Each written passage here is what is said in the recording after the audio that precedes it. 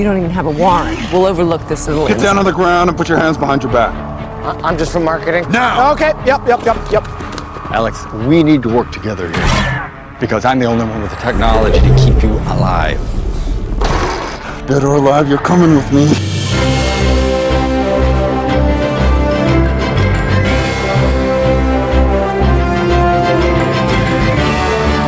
Hey there, Enthusiacs. Welcome back to Hero Talk. I'm your host, Judge Greg. Joining me today, I have Nick. Nick, how's it going?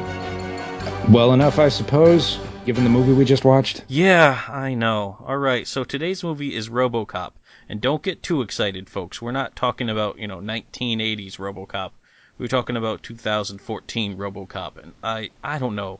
Nick, how do you have a movie where Batman and Commissioner Gordon get together and build Robocop?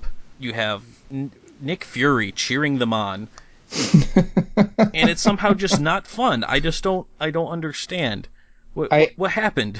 I think really about when I was watching this about 15 minutes into it, I asked myself exactly how many rewrites has this gone through, and I tried to look it up, and I don't think it got rewritten. I don't think this was one of those things that had that problem because there's only one screenwriter on record. Yeah, I saw something where someone might have done a finishing pass. I don't even remember the name, but it doesn't really matter. It's not something where you see 6 different screenwriting credits, which is what it feels like because right away you see so much different stuff brought up.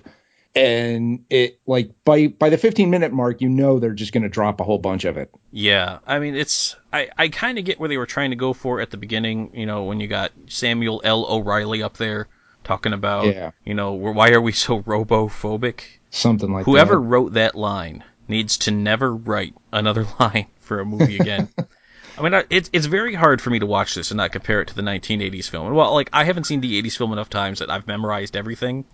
I don't think it's too much to ask for some point in this movie Robocop to stab somebody in the neck with a giant USB spike that comes out of his glove. I don't think that's too much to ask.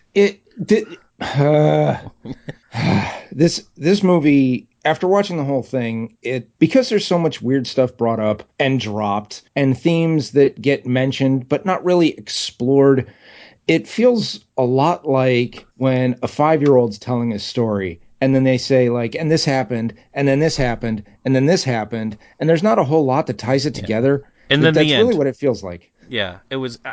It's a lot like that. And I had such high hopes. I was really hoping. But I guess I was wrong. And so, unfortunately, now here we are. I realized about halfway through this that I should have said, "Hey, let's watch the original RoboCop."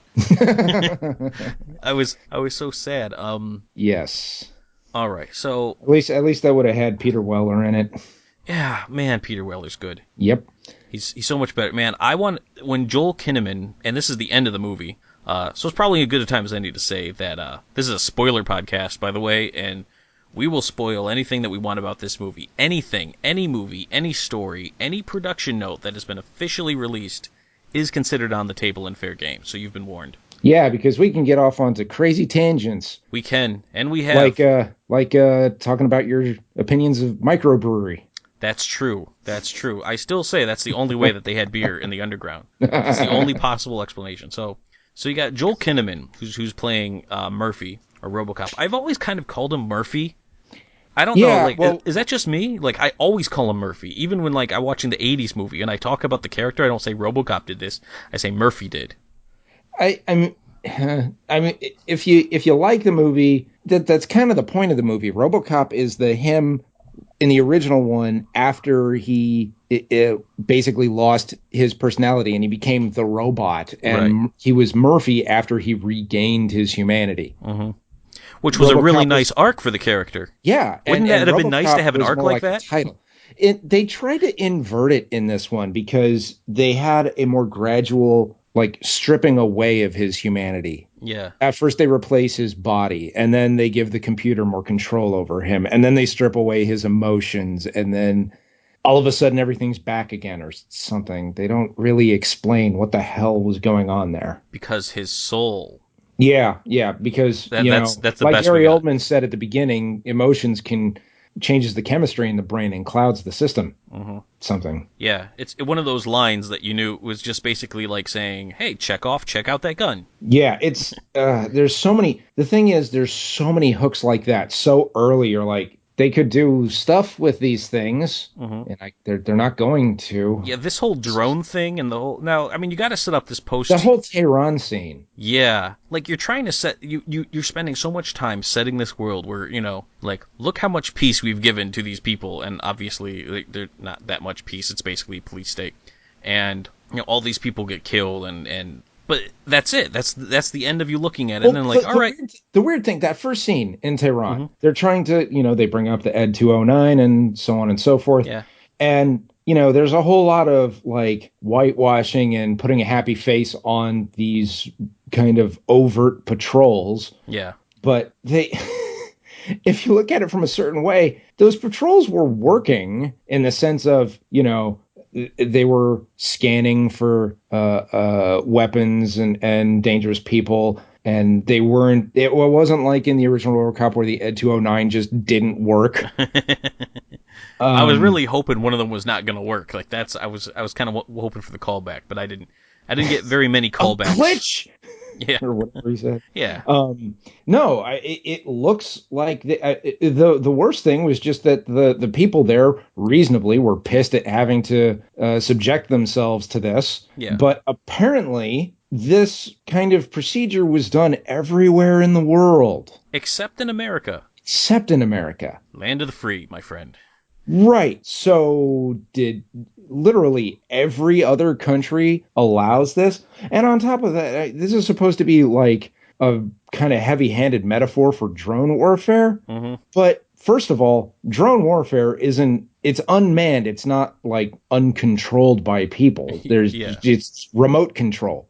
And on top of that, what was the big problem here? Okay, there was this sort of suicide attack of people who they overtly didn't want to hurt anybody. They just wanted to die on TV to embarrass people. And then the kid ran out with a knife, and the Ed 209 shot him for having a knife. Now, the problem is this makes everybody involved stupid, because you think that, what was it, the Ed 209s and the EM 208s? Man, you are asking the wrong guy. I brain dumped that stuff. They had the big ones that were the Ed 209s and the small ones that were like little chappy robot things. Right.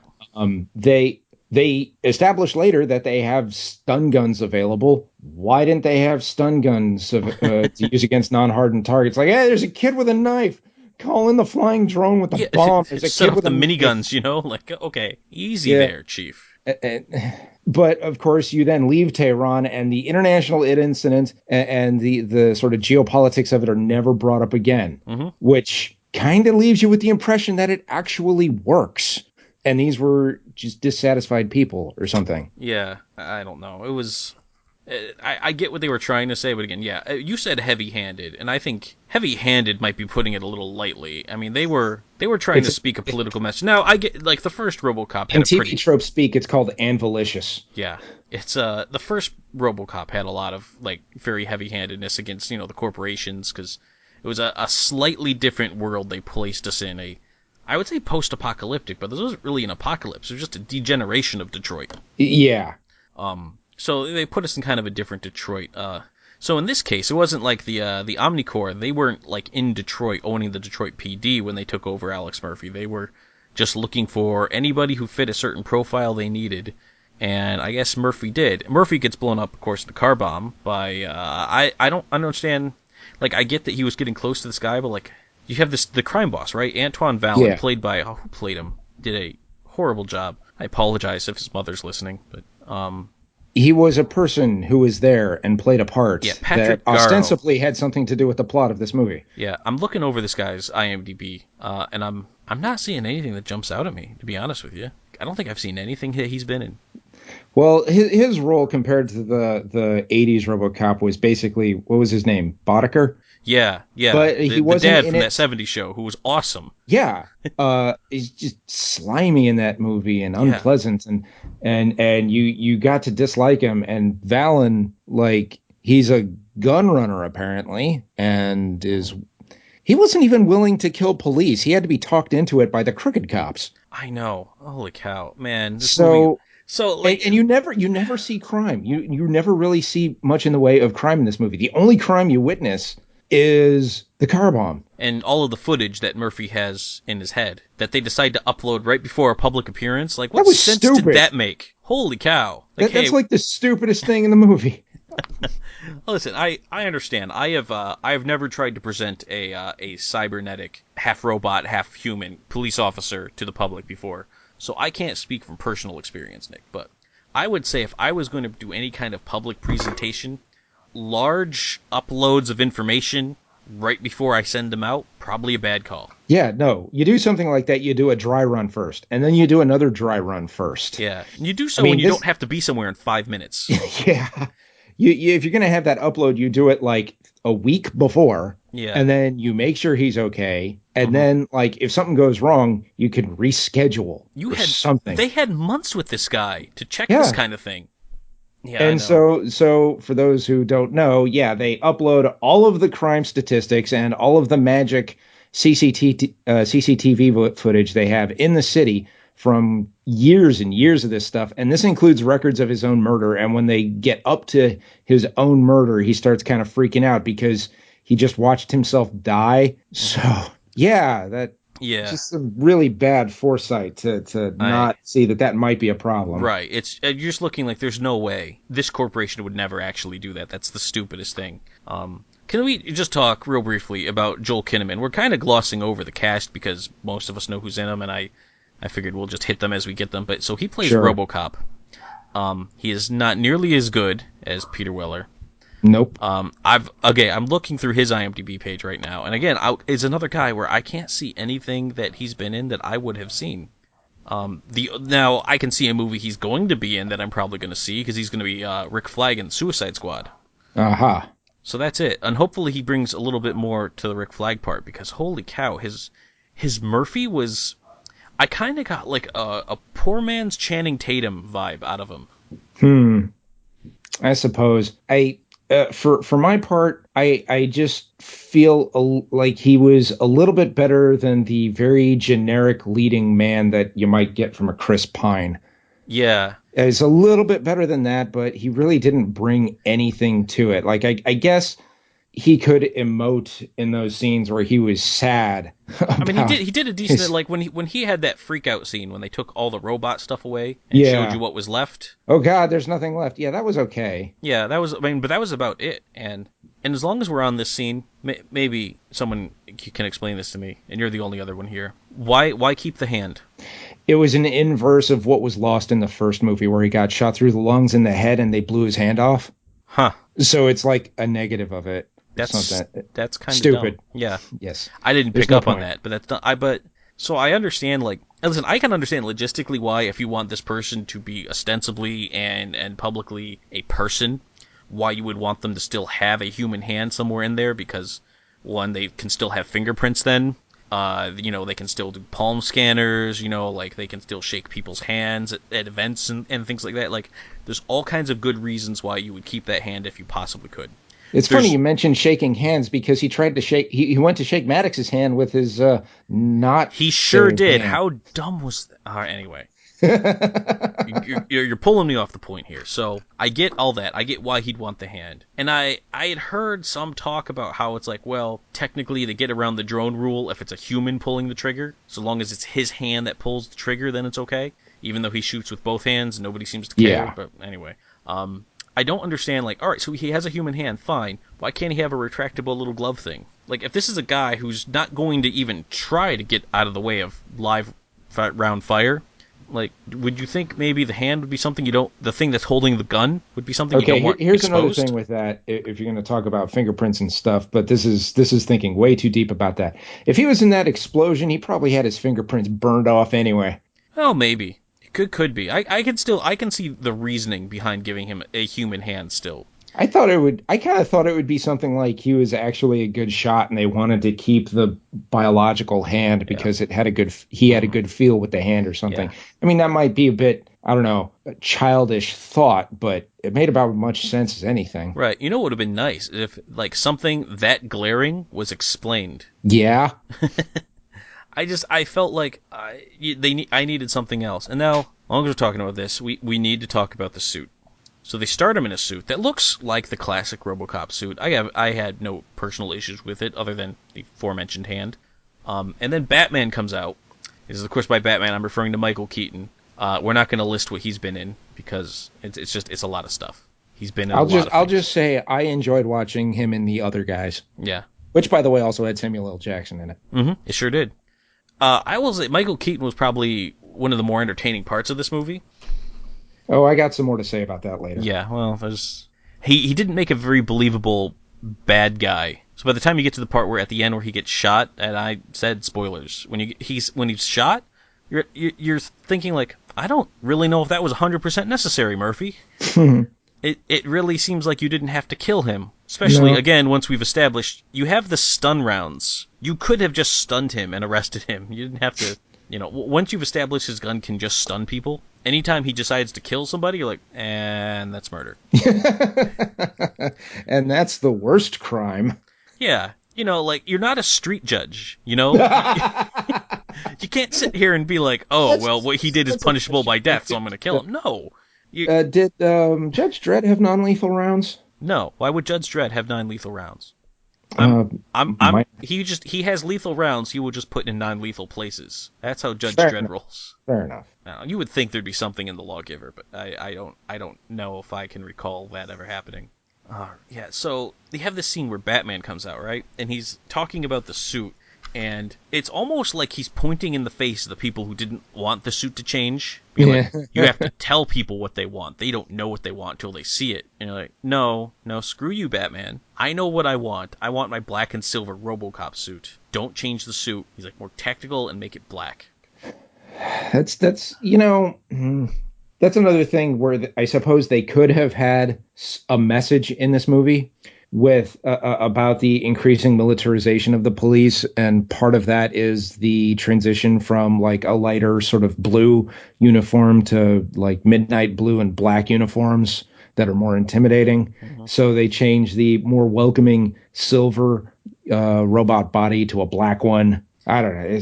I could see that being the message, but at the same time, like you are still trying to like sell the public on this guy. Right. Well, this is like me grasping at straws to make sense of things that, like, here's something that you could have done with it. And I think even in the very last shot when he's coming out, they switch back to the silver body.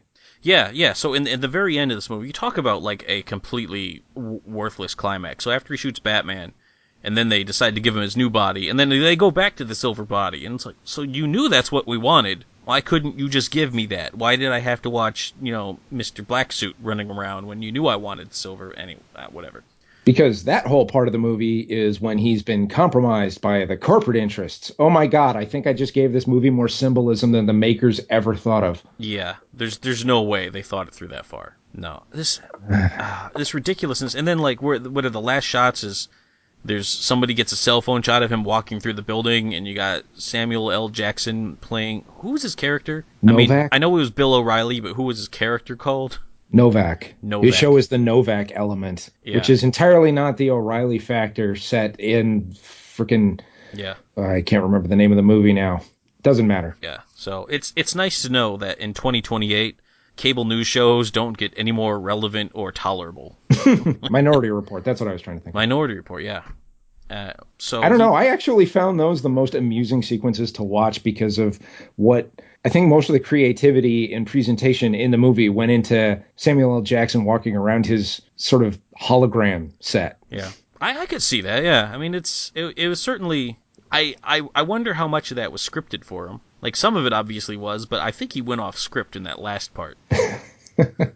It also gave me a chuckle when he was kind of hosting that debate between Batman and the senator, and he just cuts the senator off at the end. Like, so who could argue with this?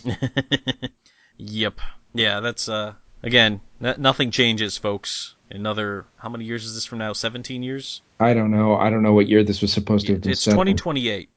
which I never really picked up on from the movie. I had to look that up in a synopsis. Yeah, I never picked it up either. Which is It was probably a just weakness sort of the movie, as a matter of fact. Yeah, it struck me as it's ultra modern, like living in the not too distant future. Yeah. So. Yeah, but okay, I gotta go over this too. You remember you and I went and watched The Wrestler. I do recall that. It was a good movie. And one of the things that we liked about it was in that movie there was no villain, because it would have been really easy to make some crooked promoter in that movie. Mm-hmm. And I couldn't help but thinking of that when I was watching this. And for a while I was thinking that Batman wasn't exactly acting evil. He was acting like a corporate boss who had his corporate interests in mind. Yeah. And I mean, there were some times where he was overly aggressive, telling Gary Oldman to get it done by any means necessary, kind of a thing. It's like, okay, well, most of the time when a business boss says that, it's kind of implied that you don't do things like break the law, break corporate policy. It's like you get it done any way you can within reason. Yeah, if somebody says, get it done, like, bring me soft footballs, they're not trying to imply that after the referees have checked the footballs, you go into a bathroom and use a needle to let the air out. That's not what they're trying to say, and you can't imply guilt based on that. Right. Until the transition to the third act. You're getting topical here. Yeah, look at me. New Englander. Guilty. Until the transition to the third act, when all of a sudden it's like, oh my God, we've constructed the script has constructed this situation where we feel like we're in too deep. So what do we have to do? It's like, what's bigger than a hero? Dead hero. You just went from zero to cartoon villain really fast. Yeah. Like holy cow. You're almost surprised he didn't just pop out a long mustache and start twirling it or something, putting on a black hat and cackling. I know, and Jackie Earle Haley, who plays Maddox. Now I like Jackie Earle Haley, and let me tell you, I'm glad the guy's getting work, because I mean he was one of those guys like he was in like Bad News Bears back in the 70s, and then I mean just was in nothing to speak of for years, and just bit part till his big break in Watchmen, where he blew the doors off it. Right, where he owned Watchmen. And so now I love to see the guy get major motion picture work, because I think, quite frankly, he deserves it. He's a great actor, and it's nice to see somebody finally catch their break, especially after so many years, doing an episode of The Love Boat, an episode of MacGyver, you know what I mean? So, but I don't understand why his character just disliked Murphy so much. It, like he said, he thought putting organics into these systems was a huge step backwards, and it was kind of an insult to his business and his pride, I suppose, but... Even then, right? But murder? Like, he understands there's still a heart and lungs and a brain and stuff. Like, that's a pretty quick jump from I think this is a step back to I think we should murder. Yeah, I mean, even in the opening training segments where he's like, I got a 50 cal round, which is magically the border you need to penetrate the armor, trying to shoot him in the head. Yeah, it's like even then though, you'd think like that'll probably penetrate and hurt like hell, but maybe not kill him, because you'd think there'd be at least another right. armor shell around the brain or something. But you'd also think that after you spent all this money, you don't want to give your tester guy a gun that could destroy the machine you just built. Like, so what happens if he actually makes the shot? You're just, oh well, what are you gonna do? And then, I mean, we could probably go on for a while about other dropped plot points, like he was constructed in China as a point for manufacturing, or what they can do to get around the law, or this one, we have to talk about this one. They make a big point when Gary Oldman starts to feel a little bit more compromised and has to make Murphy, act up to speed and on par with the old models. So they install all the stuff in his brain so that when it's combat time, the machines actually take over, and it's at that point he's basically just a robot. He's essentially a drone. He just thinks it's the illusion of free will. They made a pretty big point about that in the promos too. Yeah, and that never gets resolved. Yeah. So he's still basically just a drone. I think it's supposed to be implied that when he, after they do the dopamine drop and basically turn him completely into a robot, I think it's supposed to be implied that when he gets over that, he gets over the machine control in combat situations or something. I don't know. It doesn't make any damn sense one way or the other. The only way that makes sense is by putting it into that inversion of the original RoboCop, where instead of it being a story about him regaining his humanity, here it's that story of him as they slowly strip away his humanity. Right, which is significantly less interesting because he still has to regain it again, except now instead of having 3 acts to do it, he has 1. Yeah, he's got a couple of scene transitions.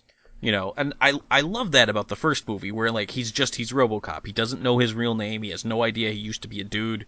You know, like he goes to his home and he's got these shattered memories of his wife and kid that he's trying to piece together, but you know, they've all moved on and they're not there anymore.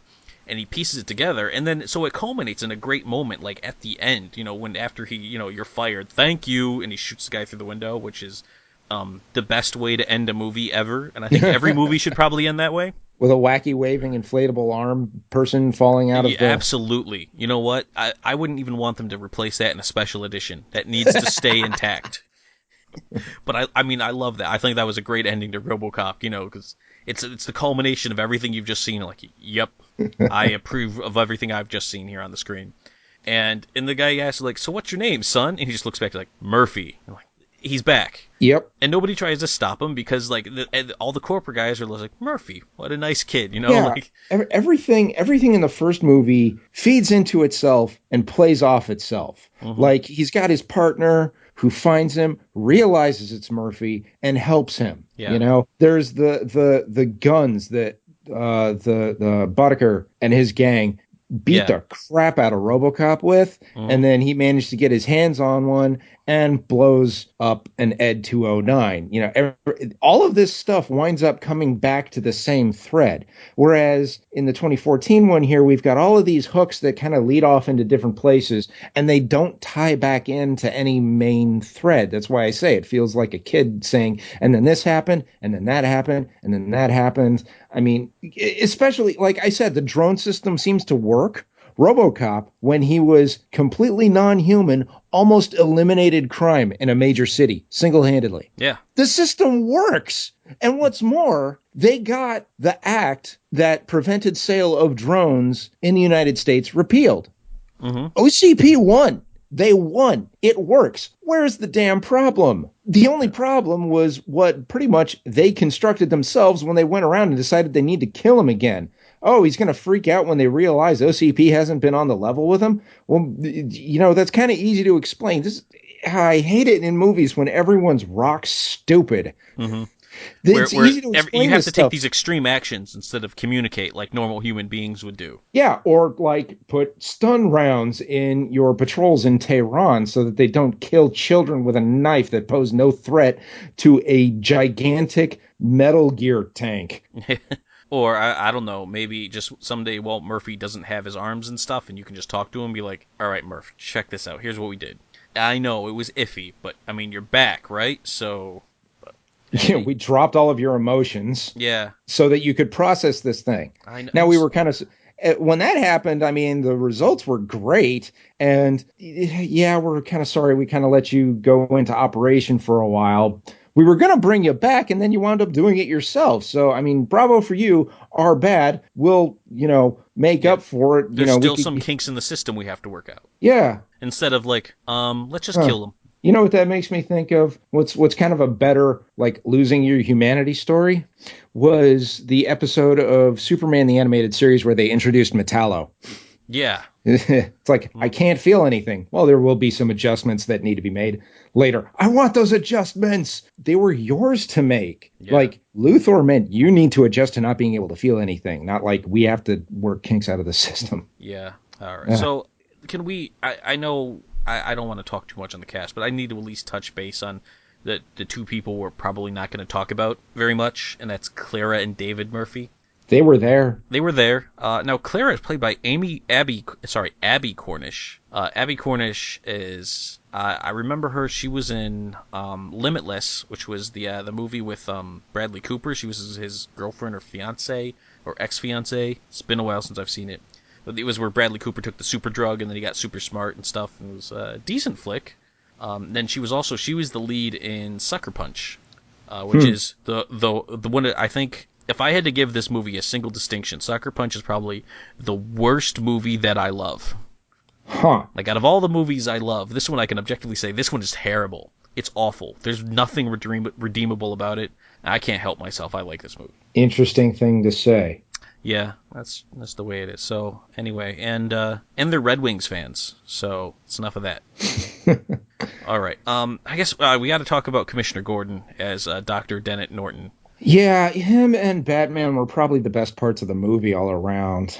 Mm-hmm. No, I mean, I liked Gary Oldman. You could definitely get a sense. He probably played his role, one of the better parts. Obviously, it's him and Batman in this, but he seemed conflicted in terms of he wants his research funded. He wants to be able to keep helping amputees and stuff. Yeah, that's to me. Yeah. He felt like the most three-dimensional character in the whole story. Yeah, because he's at a point where, and this is another thing that upsets me about. Like I said, I kind of wanted this movie to not have a villain and for Batman to just be representing corporate interests, because he's making true statements when he's saying to Gary Oldman, like, we can get you good funding. It doesn't have to be directly combat related. It can save thousands of lives, which, by the way, it did. yeah. And that's you create this area of morally gray where you maybe don't have us, the audience, going like, oh, that evil Batman. You have us going like, I don't know, like, what Maybe is he's the right got a answer point. here? Maybe he's got a point. And then maybe you have us thinking a little bit more. Because when your core premise is so shaky as this movie is, you can't afford to take a hard-boiled stance the way they did. Yeah. And unfortunately, that's the way they did it. And it was questionable at best, and it didn't work. And it fell flat in a lot of places. Yeah. I mean, it was a role that needed someone who could do some heavy lifting like Gary Oldman can, and he did what he could with the material he had to work with. Right. So, I mean, as a performance, I can't find any fault with Gary Oldman as the Doctor. Right. He felt human. He felt sympathetic. He felt like a good person who got caught up in something bigger than he realized, something with a bit more nuance, I suppose, than he would have realized. And trying to, at first, justify it to himself, because it seems clear in the end that some of the stuff he was doing went against his principles. Right. But trying to make right by it in the end, waking up Murphy so that they don't kill him, and trying to do right by Murphy's family the whole time. And yet he was still kind of dumb. Yeah. Man, I did not like that whole, hey, Murphy, you need to talk to your family. Hey, like when Omnicorp just has to realize that they're going to want to talk to him, right? And they're so worried about, like, oh, we got to get the hush order and this and that. It really just felt like such a... And yet they never got the hush order, which got the wife speaking to the press, which is what precipitated everyone going hardcore evil. Yeah. It was... I don't know. Okay, so I have nothing else I can say, Nick. I thought this was going to be a better movie than it was. Okay, I gotta ask one question to you here, though. We're talking about sort of the corporate interests involved here. What did you think of the other two around Batman, sort of his little advisory board? His well, I think I kind of liked. Oh, what was his name? He's the skinny weird dude, and he always plays the skinny weird dude. Jay Baruchel is his name. And yeah, the that character sounds was Tom Pope. I kind of liked him in that he's just marketing. He's all like, oh, he should be a Transformer. He should do this. The kids love it. The Q rating is through the roof. I mean, this guy tests well with the urban demographic as they look at a black guy. Yeah, that's a little heavy-handed there. Yeah, well, I mean, he in that role, a two-dimensional character is fine, and a two-dimensional character having sort of heavy-handed, short-sighted dialogue is acceptable, I think. It's like this is all he's paid to look at, so Yeah, I mean, it's not like I took personal offense and took to the streets with torches to burn down the studio, but it's kind of like, I get it. Yeah, you didn't have to try to. It's still artless and overt. Exactly. And the other woman, Jennifer. All right, it's not Hero Talk if I don't screw up a name, I guess. It's EHLE. What am I supposed to do with that? I genuinely don't know. Yeah. So Hell? she was kind of. She seemed to also go a little over the top evil. Yeah, well, she was kind of Uh-huh. the less sympathetic of everybody at Right. Omnicorp. I cannot for the And life of me remember what happened. Where did she get her comeuppance in the end, or did she just get away scot free? I think the both of them, nothing explicit happened to either of them. Oh, see, no, that's a It's shame. entirely unmemorable either way. Maybe they got stunned. I don't know. Yeah. I want to say the one dude, the skinny, weird looking dude, he was on the roof with them, and he just kind of like got on the Yes. ground, I think. Yeah. I Um, think she was too. okay, maybe. But at that point, if she's not saying something, you know, kind of hurtful, you kind of forget that she's there. Yeah, which is, I mean, it's poor writing. Looking at other stuff she's been in, I can't think of anything else. This seems like a recurring theme with this movie, is they've been in a ton of stuff, I've never seen it. 50 The Shades other, of Grey, I think, is the next most famous thing, where she played Carla, who everybody knows from 50 Shades of Grey, of course. Carla. okay. I don't know who that is. That might have been a big I'm part. not even going to pretend to know what's going on in that story. I know something about it being like a Twilight fan fiction that just kind of took off. But I think the most I know about it comes from Last Week Tonight with John Oliver. yeah, I don't watch that show. Is that good? Yeah, it's there's some fun stuff in there. Maybe I should give it a shot. Hey, John Oliver, if you give Hero Talk a shout out, I'll start watching your show. There we go. Done. All right. I'm gonna wrestle us back on to the movie at hand. Oh, do we have to? Yes, as a matter of fact, we do, because it's man, I hate this movie. Okay, here's a question. Sure. And Yeah. and this will kind of ease us back into this. What do you prefer? RoboCop 2014 or Ultraviolet? Ooh, holy cow. Ultraviolet. Huh. I got two words for you. William Fichtner. Yep. He had his presentation's a bit more fun than what Gary Oldman could do with like everything in RoboCop is just bland. It And really was. And I had such high much hopes. as much as both of us hated Ultraviolet, Mhm. one thing you can say is that it was actually trying to do something. It was trying to do something. Stupid. It was trying to be visually different. Yes. Stupid, yeah, absolutely stupid, but different. It had some flavor to it, and this one was just and it's not like it's horrible. I would say that honestly I'd rather not watch either of them, but if you're going to just say like make a flat judgment on the quality of the movie, I would say that this is a better quality movie than Ultraviolet. Yeah, but just not as But fun. yeah, because Ultraviolet failed like audaciously. It had some drive to it. There was something behind it. And with RoboCop here, it's watching it, I understand why a whole bunch of people said it would have been an okay movie if it wasn't trying to be RoboCop. If it was trying to be something else, it wasn't trying to follow a bunch of the same beats that RoboCop was and taking up the name and thus bringing up inevitable comparisons with the original. There was stuff that you could have done with this, but they just shied away from anything stimulating. Yeah, I mean, there's no real better way to put it. Now, in a way to almost cement your point, we're going to talk about the third act. The third act. So the third act is when RoboCop figures out that they're trying to shut him down, and so he decides, well, what I obviously need to do now, before I do anything else, and before I tell anybody, before I call in for backup, before I talk to my partner, who by now everyone's forgotten is in this movie, I am going to drive personally to the Omnicorp headquarters, and then I am going to personally arrest Batman. I should really look up the guy's name. Raymond Sellers. Sorry. I realize we've gone this whole podcast. We've never said the character's name so far. We've always referred to him as I wouldn't Batman. have even remembered it. I had to look it up, man. Yeah. So they had to get Raymond Sellers, and so his intention is to arrest him for attempted murder. Fair, okay. But goes alone. And at the same time, like, Sellers is on his way out because he thinks that there's a crazed, robotic, lunatic cop who, when he goes, for all intents and purposes, is, going to be using his robot parts. Now, he gets a little deceitful. Deceitful's the word. He gets a little deceitful when he goes and tells the wife, like, all right, so the organic part of your husband's dead, and, what's coming after you right now is just the robot part. I'm like, well, that shouldn't actually work because everything was going through the brain, wasn't it? that's the story they were telling everybody. Yeah. And I suppose, I mean, if you wanted to, you could point out that, like, it's a prototype. There was a bit of a fail-safe snafu where we were relying on the brain to be there. And when the brain wasn't there, say it got stuck in combat mode, and you could come up with some bullshit to explain this not working right. Yeah. But on top they of did that, not know, though. they had a remote control shutdown.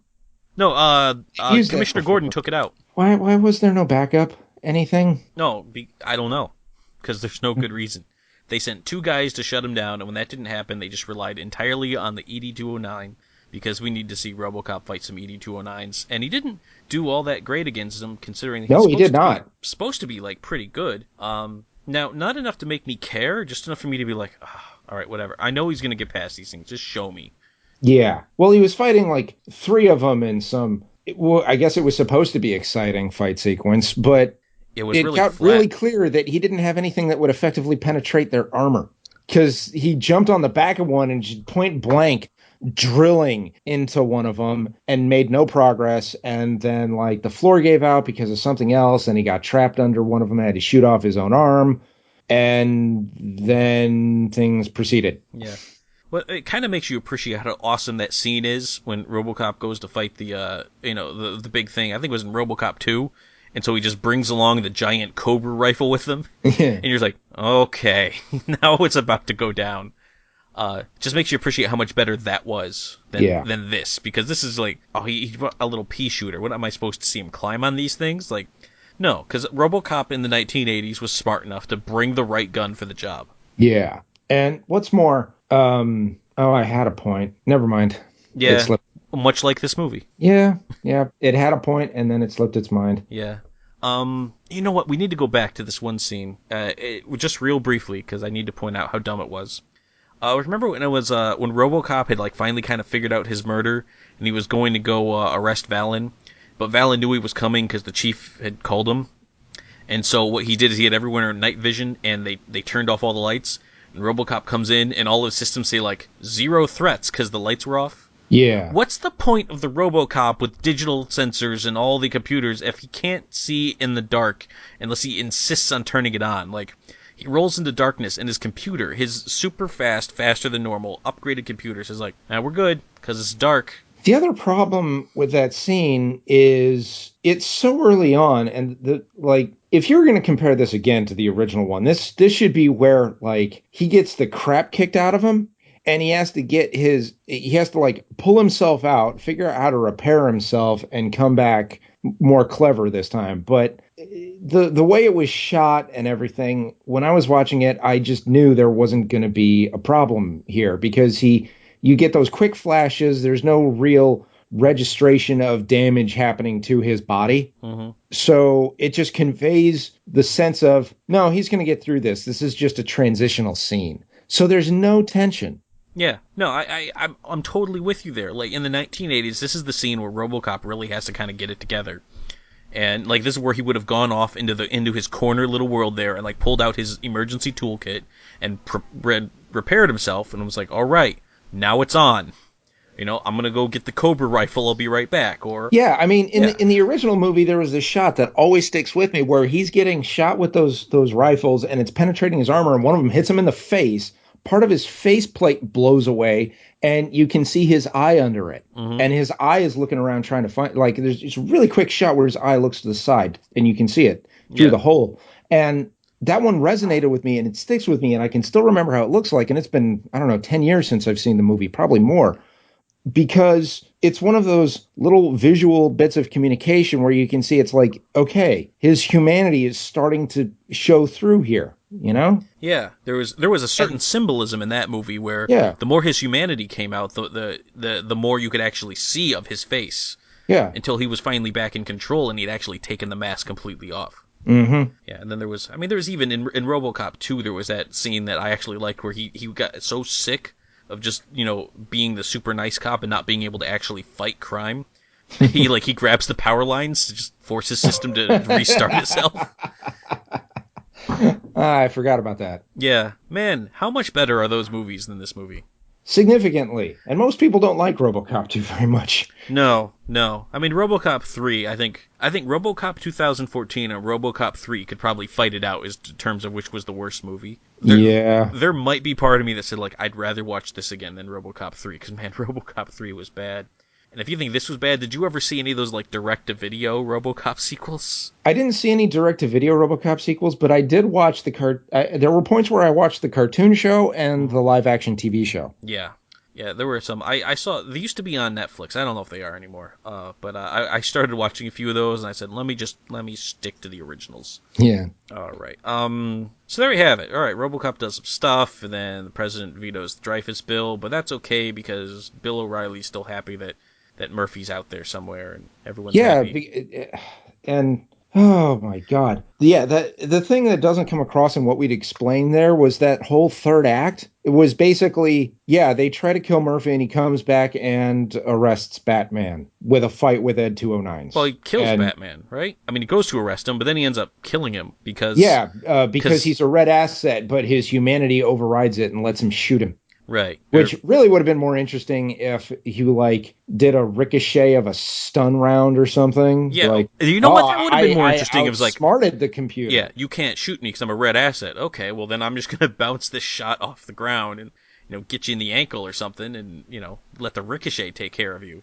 Or and it would have been shown because I'm the human in charge and not the robot, and so I can I can outthink you. As opposed to him struggling like it's a muscle thing. He has to lift a weight to do it. Yeah. Oh my God, this concept was handled better in Demolition Man. It was.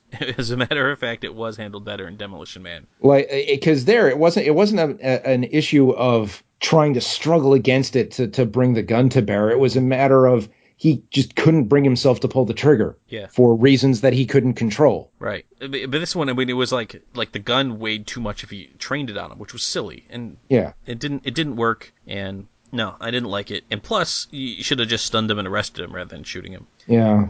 Really, a lot of this movie, and actually, I'll go back to the kid with this. A lot of this movie, it's kind of a big example of you need to show, not tell. Because with the kid, there was a lot of, he's going through a lot of emotional trouble, and that's kind of what triggers the return to humanity for Murphy. But you don't see that happen very much. No, they just tell him it happens. Yeah. Yeah, unfortunately. And that happens kind of all over the place. You're not shown the crime. You're not shown the problems really with drones. I mean, you kind of see that in the Tehran scene at the beginning. There's problems with drones, but at the same time, really, what is shown is evidence that it seems to work, which is confusing. Right. It was a little, it was a little off, and it was not good, and I thought it'd be better. All right. So Nick, we're now at that time of the podcast. And I don't know, Nick, what do you think? Do you think RoboCop 2014 deserves a favorite and least favorite? I'm not sure it deserves either because I can't really remember too much about it. All right. Well, we're still going to do both. Okay. It's my podcast and I'd already decided. Okay. And I was really asking you more out of ceremony than anything else. Fair enough. It's really a nominal question, more rhetorical. You're giving me the illusion of free will. Yes, exactly. Oh man. All right. So Nick, what was your favorite part of RoboCop 2014? Oh my God. I don't know why, but I did not prepare myself for any of the end of show stuff. All of it just sort of blends together. You know what? Okay, I can give you a favorite part. If generally speaking, I would have to give all of the Samuel L. Jackson Novak element stuff my favorite part. Specifically, I would have to go when Batman and the Senator were talking, and he just cuts the Senator off at an opportune time to try to, seal the opinion deal. You know what? I could see that definitely. All right, and now it's time for my favorite. So right after the beginning, the movie, the opening part, when they showed the RoboCop logo, they played the original theme song. Mm-hmm. That was my favorite part. Ouch. Yeah, that was the most you got out of me. All right, so Nick, least favorite part of RoboCop 2014. The transition from Act 2 to Act 3. What's bigger than a hero? A dead hero. Dead hero. Oh, Yeah. God. I was even expecting them to say something a little more poetic. I was expecting them to say a martyr, but no, didn't even say that. Dead hero. Yeah, because that's what just like changed everything like instantly. And okay, I have to go off a little bit here. I don't know if this is me expecting too much from movies or not accepting certain presentations of things, or if this movie is just a really bad example. It bothers me when movies present ideas and don't seem to do much with them. I'm struggling to come up with a good example here, but like Just there's a look lot at of any of our movies. past hero talks, Nick. I think we've trudged through a few of these. Yeah, well, I mean, a lot of the ones we've talked about, they have just fun stuff in them. But this one, like I've been saying, has so many hooks, but doesn't really do a lot with them. But then you can turn around and say, okay, well, there was that bit where he has the illusion of control, but they don't really do much with it. But is it implied that he was supposed to have overcome that when he regained his humanity? Well, that wasn't explicitly said. Okay, am I wanting them to be overly simplistic in their presentation? Or is this like the kind of case where they're leaving something open to interpretation? I don't think this particular movie is a good example of it because, like I said, there's a lot of it doesn't show, it just kind of tells stuff and it says it in the most, flat way imaginable. But that's actually what this movie got me thinking about is, am I actually wanting things to be too overt in their presentation of meaning? And I am of the opinion that I just want enough room to play with. So like they do show me something rather than leave it up to me to fill in the gaps to make sense of it. That shouldn't quite be my job as the audience. And I don't know. No, I kind of went hear off there, you. didn't I? Yeah, I hear you. So you want to hear my least favorite part? I suppose. I The mean, end credits they played. I fought the law, and the law won. oh, I think I tried to ignore that. Yeah, I mean, I'm It watching didn't the fit. movie, and I'm It just didn't like fit at watching. I'm all. like, really? Couldn't even go with the classic theme. We had to just do some silly old song. Oh, so Wasn't that a stupid. cover too? Yes, it was. Couldn't even get the original. All right. Anyway, so now we have to score it. You knew this was coming. All right. Let's just we got a little more to do here, and then we could just be done, and we can put this one to bed. We got Let us never speak of this again. just move on with our lives. All right. What would you give RoboCop 2014? I would give it RoboCop 3. That's good. Now, I think if RoboCop 2014 was exploded in a car bomb and I had to save part of it to make a cyborg, I think I'd probably pick up like a left eyebrow or something. I think that's about what I would keep. That's it. And I think that's being very generous of me, quite frankly. All right. Oh, mercifully. Nick, I honestly thought this was going to be a good movie. I saw it pop up in my Netflix queue, and I was like, no, this is a little inside baseball for you Hero Talk fans. We were going to do Book of Eli, and I saw this pop up in my queue, and I'm like, oh man, The I Book want of to. Eli has Gary Oldman. Yeah, RoboCop 2014 is Gary Oldman. It's like the same movie, right? I was thinking, I was like, you know what? I really wanted to watch RoboCop. I'm like, well, I should do a Hero Talk on RoboCop. And I'm like, it's kind of post-apocalyptic, it's action movies. It's right, like, for Nick and me, it's right in the wheelhouse. I called an audible, and I said, all right, we're going to do RoboCop instead. Holy cow, was that a bad move. That was the wrong call. That was a touchdown interception that was wrong. Wow, this movie was, just avoid it. Just don't even try it. If you haven't seen it and you're listening to us, you're like, oh, now I have to see how bad this movie is. No, you don't. It's not that bad. I mean, that's the problem. Yeah. It's not the kind of bad enough where you can get worked up about it, like Ultraviolet. Like I said, Ultraviolet is it's colorful at least. It has some It's boring bad. effort. Yeah, this one's just dull. Yeah. If I inspire you to do anything, go watch the original Peter Weller. Yeah, go watch the first RoboCop. two. Yeah. A lot of people don't like the second one. I didn't mind it so much. I kind of liked the shots when they were trying to recreate RoboCop and they were all going insane. Drop your weapon, boom, shooting all the Have a OCP nice day. guys. Shoots itself in the head. Yeah, the one guy who just ripped his own head off. That was funny. They're just murdering scientists left and right. Oh, all right. Well, Nick, thank you for coming on and doing this one. That's another bullet taken.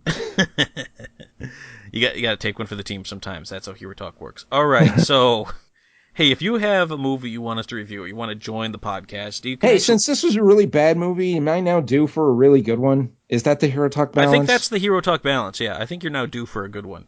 Okay. Yeah. All right. What was I saying? Yeah, email herotalk@enthusiacs.com. So if you want to listen to more podcasts, watch videos, watch the Let's Plays, read articles, including Behind the Line with our very own Nick here, Thank you. you can go to enthusiacs.com. You can check us out on YouTube. The channel is Enthusiacs. Twitter, we are @Enthusiacs. And we're on Facebook @Enthusiacs and still not on Instagram. And I will keep holding the line for you people out there not on Instagram. And that's all I have. So on behalf of my panel, I just want to thank you all for joining us and invite you all to come back right here for the next Hero Talk.